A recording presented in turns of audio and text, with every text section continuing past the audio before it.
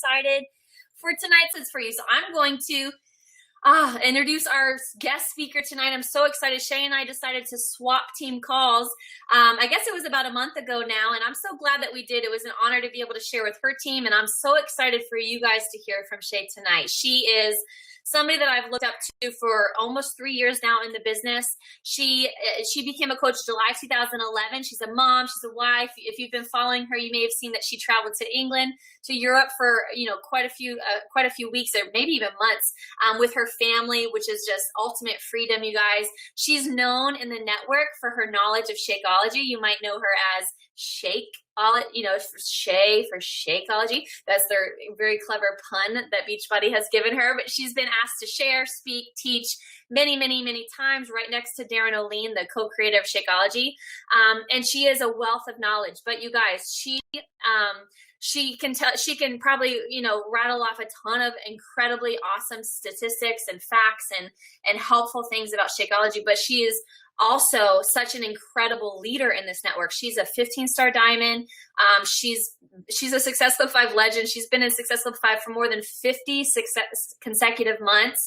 She was a summit presenter both in 2014 and 2015. She presented on The Surge, which I don't know if you know what that is. If you're a new coach, you might not know, but she presented in 2014. So she was an elite coach in 2012, 2013, and 2014, and she has 22 lifetime diamonds. So probably more than that now, but it's amazing. She's an organizational leader on the leadership ladder, and tonight she's going to talk with us about staying motivated. She's going to talk with us both on how we ourselves can stay motivated and how we as leaders developing these teams can help our coaches stay motivated. So Seay, I'm going to go ahead and unmute myself and allow you to, I'm going to mute myself and allow you to unmute yourself and let you take it away. But I'm so excited and so thankful that you're here to share with us. So thank you so much.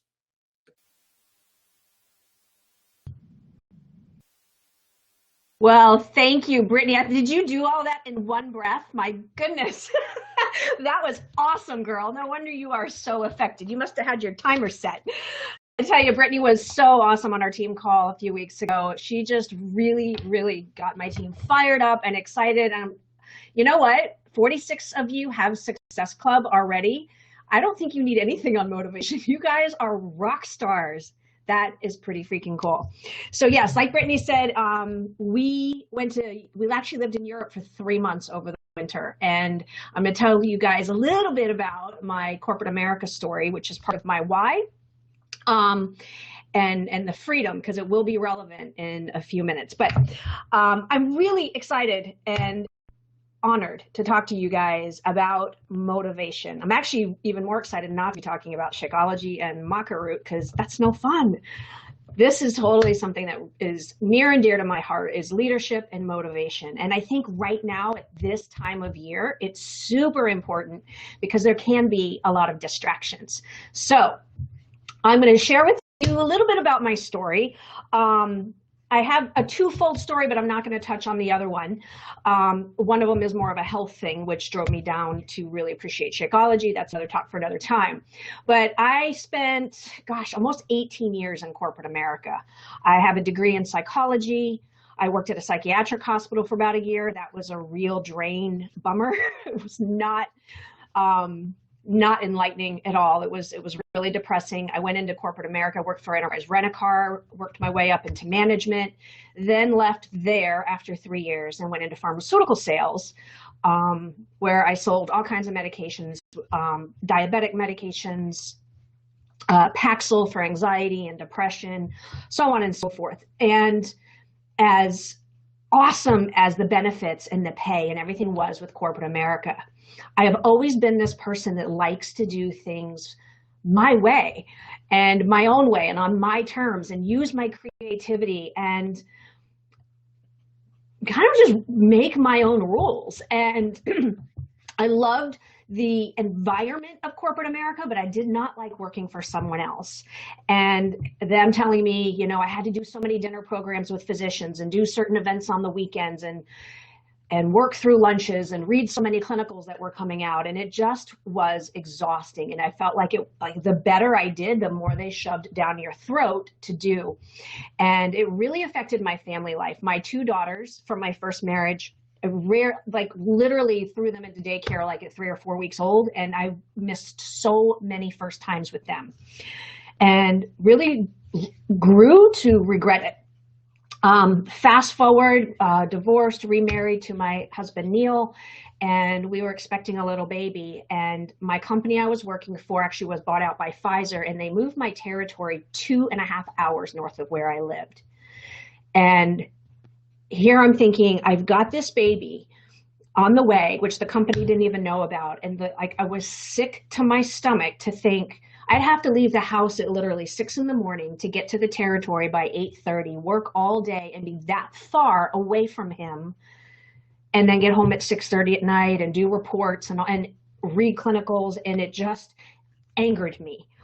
And I ended up leaving and decided just to live off my 401k till I figured out what the heck I was going to do. But I was not going to miss this time with my last child. And Lindsay Matway is my sponsor, and I will let you guys know that even when I was jobless, I said no to her 4 times for an entire year before I joined. Even though I didn't have a job, I didn't really understand the business opportunity. I actually was drinking Shakeology because I loved the product, and I said no to her 4 times. So, and that's even with me being jobless. So don't lose hope. Just continue to go for those no, guys. So anyway, that's a little bit about my story, and I will come back to that because that's relevant. But I want to talk to you guys about motivation. And as Brittany said, what is so important about motivation? You may be a brand new coach. This is probably maybe your first call, and you're like, I don't even know how to log into my back office yet. Why do I need to learn how to be motivated? And motivation is something for everyone, and it's very, very personal. But it's about you, but then it's also about the team you're going to build. And some of you may be multi-star diamonds and you have a team. So I'm going to give you guys 4 tips, 4 strategies, very separate strategies on keeping motivation within yourself and within your team. And that's important because even if any of you are a new coach, you are now shifting possibly from that employee mindset like I was for so many years into that entrepreneur mindset. And when that shift happens, you realize there's so much more weight on your shoulders. There's a lot more responsibility. And sometimes staying motivated can be frustrating. It can be challenging. And then having to duplicate that with your new coaches as you advance in your business sometimes becomes overwhelming. So my 4 strategies I'm going to share with you that I feel have worked for me and building my business and my team and keeping folks motivated. Okay, so the very first one, I'll name the 4, and then I'm going to touch on each one of them. The 4 strategies are your mindset, your reason, your language, and your natural gift. So I'm going to shift into the mindset. The mindset of motivation, sometimes we wake up and we just feel great and we're motivated. And other days we don't. The mindset is about the path ahead of your life, in your business, in your personal life. But I'm going to specifically talk to this business. Because you know what? When you start this business and you decide, I'm going to build this, I'm going for it. I want to do what Brittany has done. I want to do what other coaches have done. I want freedom. I want to go live in Europe for 3 months. I want to do whatever it is I want to do and create this life, right? God is not going to come down. Brittany's not going to come over and clear the path for you so that you can go build your business. You're going to have roadblocks. You're going to have struggles. You're going to have a crisis that you're going to either come into that you just got out of or that you may be in right now. So the path ahead is that vision for yourself. Nothing is awesome all the time. And when you see people on social media and all these successful coaches, what you're seeing is the best. You're not seeing the grit of the success of what they've been through to get where they are. Understand that business and life both have this ebb and flow. it's always going to get harder, and then it's going to get easier. It's kind of like a tide. It goes in and it goes out, and it leaves these shells on the shore for you to pick up and treasure and do something with. So I want you all to visualize riding a bike, right? You're riding cross country on this bike. And I really think of coaches that join the business, say February, March, April, because that's like the picking time, the low-lying fruits everywhere. Everybody's buying. There's high energy. Things come easy. That's like riding that bike down the hill. Yeah, you've got momentum. Your hair's blowing. It feels great. You're actually probably going so fast you could take your feet off the pedals and still coast and still have momentum. You could even just completely try and stop, and it's almost like you can't stop it, right? And I sometimes see these coaches that start at that point in this business, and then boom, the tide shifts, things get slow during the summer, and they don't know what to do. And then you've got to help remotivate them. What do you do when you're on that bike and you come to a hill? Or you've been to a spin class and there's that dang little thing you turn. You've got to pedal so freaking hard. You may even have to stand up and push because you're trying to get up that hill and you're frustrated because you don't go very fast for all the effort you're putting in. You have to use a lot of force and a lot of energy, and you don't get very far and you get tired. And if you stop, what happens? Fall over, right? And I think of the coaches. I was actually having a conversation with someone at corporate the other day, and they said the most successful coaches actually in this business are the ones that tend to start right now, between October and December. They don't know that this could possibly be a slow season, that people are going to be distracted. They come in and they are pedaling that bike, and they're the ones that typically hit Success Club 10 and Success Club 20, and they're building that momentum. And they're riding that bike and pushing it up. They don't even realize they're going up the hill. They come over it, and then come January, February, there's like this tidal wave of momentum. And the reason why a lot of these, I actually ran a report in my own business, my most successful coaches are ones that started at the end of the year. So think about this. You may not have the most amount of coaches that are starting right now, but you'll probably get a lot of really darn good ones. Why? This is my own interpretation, but I think people that start the business at the end of the year have a vision. They have a vision for what they want in the next year. They want a change, and they are motivated to do it now. So I want every single one of you to use this time right now to create that vision. Set your goals for 2016. Create your vision boards on what you want. What do you want that path to look like? Because I'm going to tell you, people are going to get sick. You're going to have things that happen in life that are struggles.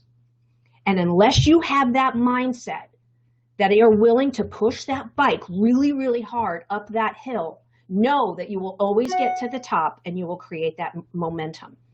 And you can do that by setting goals, by having vision boards, and positive self-talk. So my first strategy is having that mindset. Number 2 is your reason. Motivation and having a reason. All right, you guys know this is your why. And I'm going to do something a little differently that I did with my team. I've done with a couple other teams to put your why in perspective. I'm going to be honest, I'm kind of a grit kind of girl. When they had the whole why that makes you cry, I'm like, I'm not a crier. I don't know. It takes a lot to make me cry. I reason everything out and it has to make sense to me. And so that really didn't resonate me with a year or two into this business. I'm like, I'm not telling anybody I don't really have a why because, I don't know what it is. I just do this, right? So I finally figured it out. I feel like I broke the code one day, really trying to figure out what drove me. And you know what? I went back to a time that I tried to think when I was so emotional and what do I reach to when I get frustrated and what drives me. And you know what? It's that story I told you guys about corporate America. It was control. And I started to feel angry. And I realized, you know what? My why is not what makes me cry. It's what pisses me off. It's what makes me just drive away from something that I don't want in my life anymore. And so I want you guys, I'm giving you permission, because as women, we tend to suppress that. We're not allowed to be angry. We put on our lip gloss and make our hair pretty, and we put on that smile, and we let the world know everything is A-okay. And we have stuffed anger and things that really piss us off. And I want you guys to tap into that. Because what pisses you off is that you have to hide money from your husband when you go to Target and he questions you on it, or that you have a boss or a job, or you don't get to see your kids or anything. Think about that. Because Beachbody is a vehicle that's going to drive you away from that. So don't feel guilty tying your why with something that pisses you off or angers you. Use it to fuel the movement within you. Write it down. Look at it. Own it. And feel the pit in your stomach when you use it, and make it drive you. So think about this. So love and hate is basically the same emotion, right? It's just from different angles. What you love, so let's say for Brittany, right? She loves having her husband home, but she hates the fact that what his job does could threaten his life, right? Maybe some of you military wives probably feel the same way. I loved working, but I hated the control that came with corporate America. It's okay to embrace both, and then use the love of what you have to fuel you. Pleasure, you think of so Beachbody for me is like my soulmate business. And I use it to avoid the pain and struggle and what I did not like about corporate America. And if you think about it, and if you feel guilty for feeling upset or angry about something, think about this. Some of the greatest and most powerful movements in our history didn't come from love and peace. It came from being fed up with the state of affairs of someone's life. They said, enough is enough. I'm fighting back. I'm tired of being suppressed. I'm tired of people calling me. I'm tired of feeling controlled. And that movement. I'm passionate about health and fitness. That's my love. But what do I hate? I hate cancer. I hate sickness. I hate people not being able to live a life that they deserve because they don't know better about what's in food and what's in certain things that they put in our food supply. Maybe you love animals and the environment, but you hate cruelty and pollution, and that drives you. Use whatever it is that you love, and then think about what you hate and what pisses you off. And I guarantee you'll find your why. That's your reason. You turn that into motivation. When you figure it out for yourself, help your team figure it out. And then know exactly how Beachbody is going to be the vehicle to drive you to solve whatever it is. So you're driving more towards what you love and away from what you hate. Number 3, your language. Okay, so I'm going to tell you guys, okay, I don't know if any of you have read The 5 Love Languages. Some of you may be familiar with it, but it's basically the way you feel love and appreciation and what motivates you and how you show it to others. And there's 5 different ones. And I'm going to tell you, there's a leadership language. And you're like, what? I've Googled this. It's nowhere out there. It doesn't exist. So this is going to be something new for you. So I'm going to tell you a story. When I started this business, you all have heard Lindsay Matway on team calls. And that girl is like, after you get off a call with Lindsay, you feel like, literally, I thought I could run out and go for a 3-mile jog and lift up cars and throw them in the air because I felt that empowered and that strong after every team call she would do. I actually felt kind of intimidated to do my own calls because I'm like, man, I can't pull that off. And I felt really inferior. And then I would hear Miguel and I'm like, man, how do people talk like that? That's just so freaking awesome. I'm going to try it myself. So I have a team call and I have everybody on there and I've got everything I want to say. And it's honestly, guys, I felt like Charlie Brown's teacher. I was like, and I knew it and I felt it. And I'm like, this is so painful. I'm just going to push through these bullet points and end the call and I'm never doing another one ever again. That was awful. And I thought about it and thought about it. I'm like, why can't I do this? Why am I not able to do that? And I thought about my intentions, because to me, everything is about your intentions. And I had this aha moment. My intentions were to teach people how to do something. And I thought about Lindsay's calls, and I'm like, man, I'm so fired up. I feel like I drank like 10 scoops of E&E. But at the end of the call, I really wasn't sure what to do. And that's where the motivation comes in with your language. This was my aha moment. I realized there are two primary ways we as people speak and deliver information. My intention is a teacher. I want to teach you something. I want to give you structure. I'm going to tell you exactly how to do something. I'm going to give you tactics and duplication. I'm going to motivate you through information and lessons. I want to make you more capable. And the others are preachers, metaphorically speaking, right? But preachers speak in stories. They instill belief. They speak in why, not how. They motivate by a cause and a feeling. And when I had this realization, I was like, that is it. You have these teachers these preachers that give so much belief. And I thought about Sunday. You go to church on Sunday and you leave and you're like, wow, this is awesome. Like, I'm so fired up. I'm going to do so much good. And then someone cuts you off on your way to work on Wednesday morning. And what do? Screw you. Like, all that was out the window, right? Doesn't last long. It's like taking soda and shaking it up and letting the top off, and it explodes, but then it goes flat within a day, right? For teachers, I could give people all the information in the world on Shakeology. I could tell them exactly how to run a challenge group and shove all this down their throats. But information is not going to elicit change, right? So here's how you're going to use your language as your motivation. What's in it for your business, right? You find a balance of both. So when I realized this, I strategically started going through my Coach Basics, and it was all teacher material. And I'm like, no wonder my people are bored.